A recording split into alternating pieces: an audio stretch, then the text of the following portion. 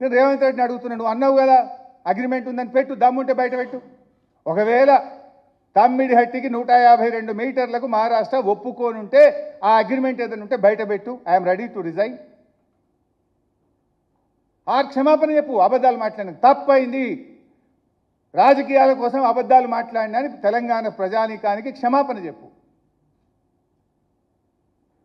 ఇంకోటి అడుగుతున్నా, you can understand our sincerity. Congress వచ్చి 2.5 సంవత్సరాలు అయింది. వీళ్ళ మేనిఫెస్టోలో తమ్మిడిహట్టి కడతాము అన్నారు, తమ్మిడిహట్టి కడతాం పీక్తాము అన్నారు. 2.5 సంవత్సరాలు మీకు అపాయింట్మెంట్ దొరకలేదా?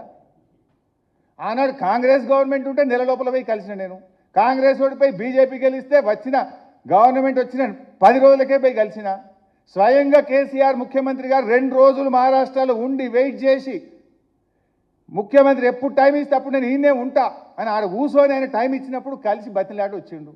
6 నెలల్లో కేసీఆర్ పోయిండు, మా ఇంజనీర్లు పోయిండు, నేనే 3-4 సార్లు పోయినా. మరి మీరు 2.5 సంవత్సరాలు పోయింది కూడా లేదు కదా. అంత డ్రామా మీ కంపెనీ. 2.5 ఏళ్ళల్లో తమ్మిడిహట్టి కోసం మీరు కనీసం ఒక్కసారైనా మహారాష్ట్రకు పోయినరా? 2 సంవత్సరాల 7 నెలలు పూర్తయింది. That shows your commitment. మీ నిజాయితీ అది, మా నిజాయితీ ఇది. మేము నెలకే పోయినాం. గవర్నమెంట్ వచ్చిన కొత్త రాష్ట్రం సంసారం కుదరక ముందే పోయినాం నెల లోపల. మరి మీరు 2 సంవత్సరాల 5 నెలలు ఏం చేసిండ్రు? ఎందుకు పోలేదు? అంటే మీది మాటలు తప్ప, డ్రామాలు తప్ప యాక్షన్ లేదు, సిన్సియారిటీ లేదు, నిజాయితీ లేదు.